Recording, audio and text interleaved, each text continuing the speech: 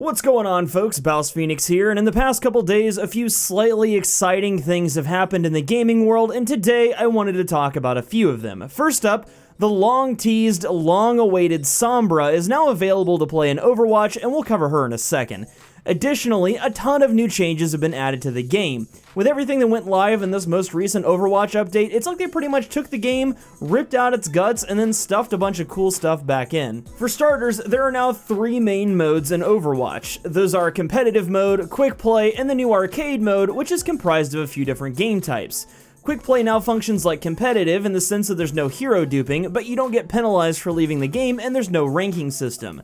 Competitive has pretty much been left untouched for now, and the arcade mode has a few cool things like 1v1 mystery duel, 3v3 elimination, which is neat because it's more of a deathmatch type thing with no respawns. You've also got 6v6 all heroes, which is basically what the old quick play was, and on top of all that, you can go back and play any of the previous brawls, which I think is a really nice touch. As for my thoughts on Sombra, I'm really digging this character. She's so fluid to play, and her kit and overall gameplay mechanics feel extremely polished. I played her for a few rounds last night and really enjoyed her playstyle. It was a little rough getting used to her in the game in general, seeing as I haven't played Overwatch in a while, but after a few minutes I felt like Sombra was a very intuitive character to use. For those of you that have been out of the loop, Sombra is a brand new offense type character in the game, and as a side note, I kind of feel like offense is a strange category to put her in, seeing as the only way she can really deal damage is through her SMG type weapon. Honestly, with her battlefield control skills, I feel like she's more of a Symmetra type support character. She has the ability to go invisible and sprint, which gives her a little mobility. She can throw out a teleporter that she can beam back to within a set amount of time. She can hack individual players, which keeps them from using their abilities for a few seconds, and her ultimate hacks every enemy character in a radius around her.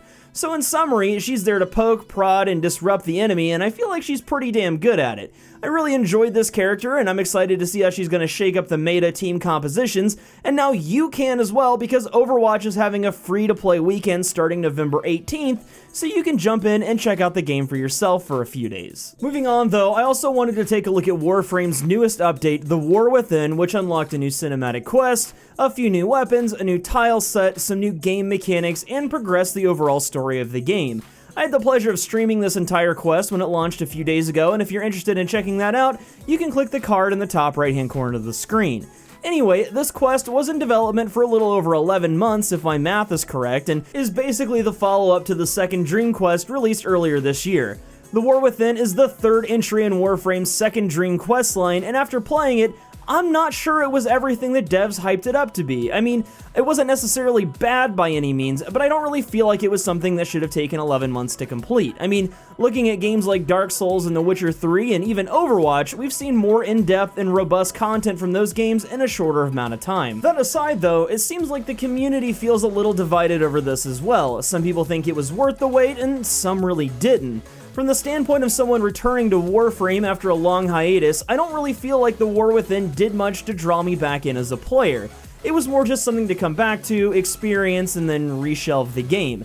Overall, I got the feeling that The War Within was a little rushed. Some of the mechanics that were very important to completing the quest were interesting, but a lot of them felt very clunky to use. For example, transitioning from the operator to the Warframe and vice versa felt very awkward, especially in combat scenarios where it was required to jump back and forth. Additionally, there were some segments that I think were supposed to come off as challenging, but were really just frustrating bouts of trial and error. It was almost like the game didn't follow its own rules, and sometimes you just kind of had to get lucky. On top of all that, this update was supposed to bring a lot of content for veteran players, but really the only thing I saw new were the Riven mods, which are unique mods for certain weapon types that unlock once you complete a few challenges.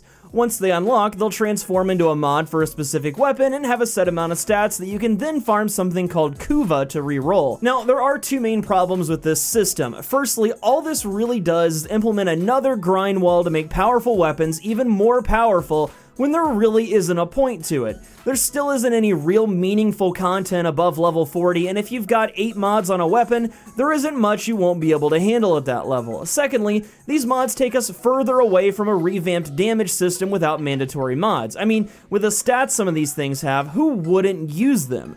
On the positive side of things though, the voice acting, mocap, music, and cinematics for The War Within were very well done and engaging.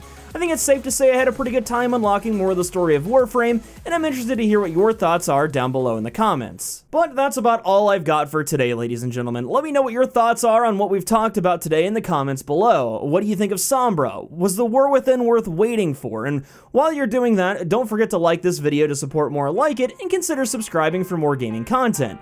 Until next time though, I'm BouseFeenux, I'll see you at the next video, and as always, thank you so much for watching.